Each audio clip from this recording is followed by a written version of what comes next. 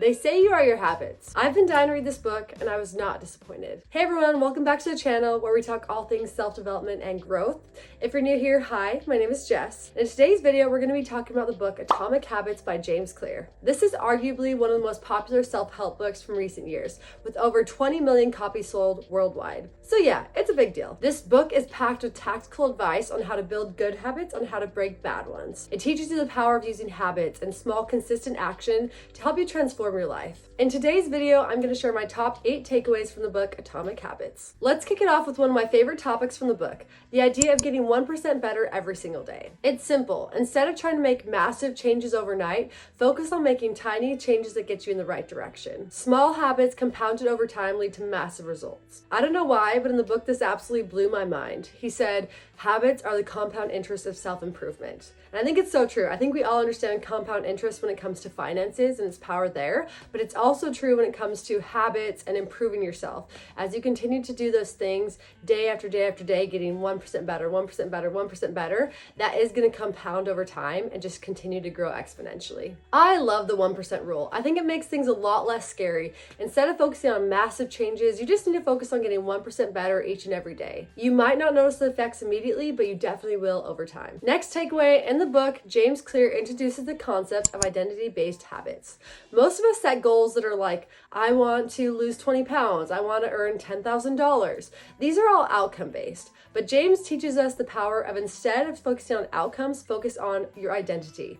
Once you start to identify with a thing, it's so much easier to have your actions align with that. So for example, instead of saying, I want to run a marathon, you might say, I'm a runner.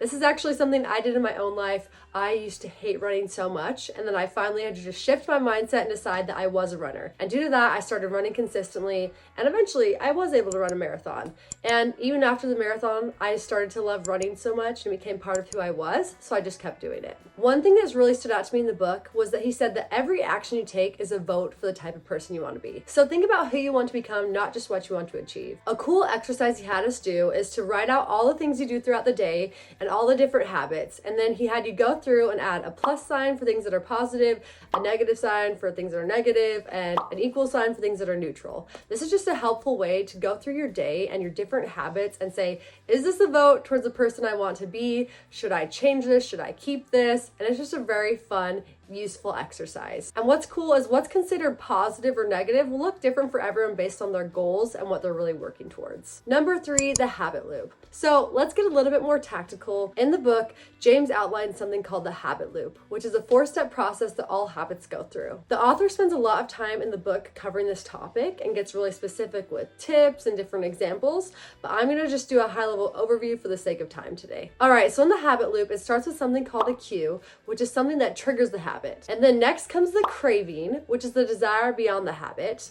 And then after that, there's the response, which is the actual habit or action.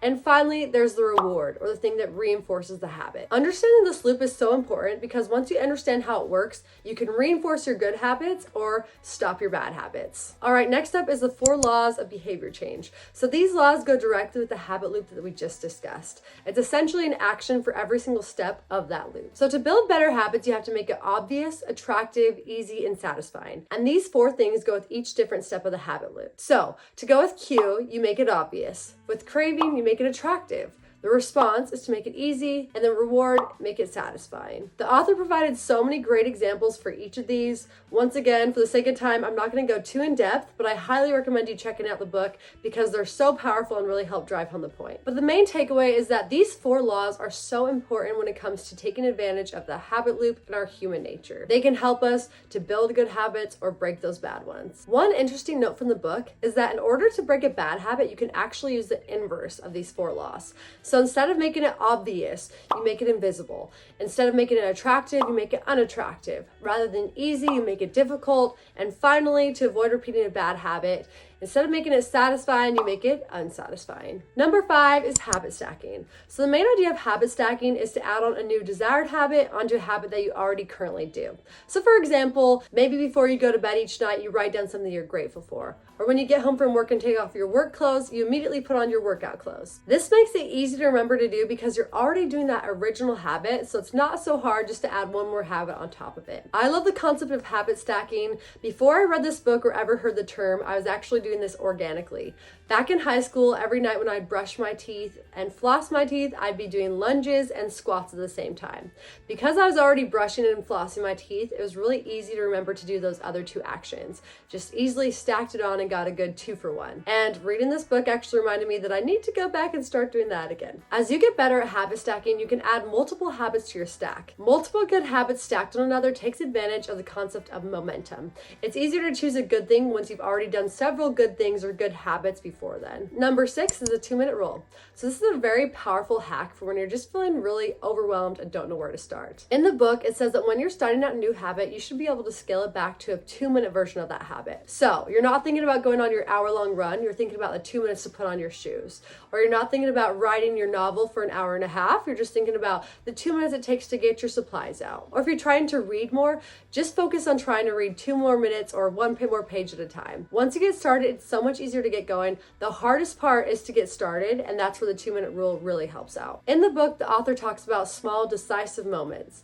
And these are the small moments, or maybe the small 2 minutes, that decide how the next half hour or hours to come are going to go. Starting small removes that big mental barrier. And it's crazy just how consistent you can be when it feels easy to get started. Number 7 is to track your habits and to lean into the power of visual cues. The author says that what gets measured gets managed. And this is so true. The goals that you set really determine the actions you're going to take beforehand. So be very, very intentional with the goals or the different measurements you're setting for yourself. Using a habit tracker is a great way to keep track of your progress, and this visual reminder is such a good motivation when it comes to continuing on with this progress or continuing on with this habit. There's no one right way to track your habits. You can keep it super simple and just cross off the day on the calendar if you do that habit, or you can get a little fancier and do something like a bullet journal. What really matters is what you're going to do consistently and what you can actually maintain. When tracking your habits, it's really important to never miss twice. We all slip up, we all have days where we forget to do a different habit, but the important thing is not to make that a new habit, not to make missing it your new precedent.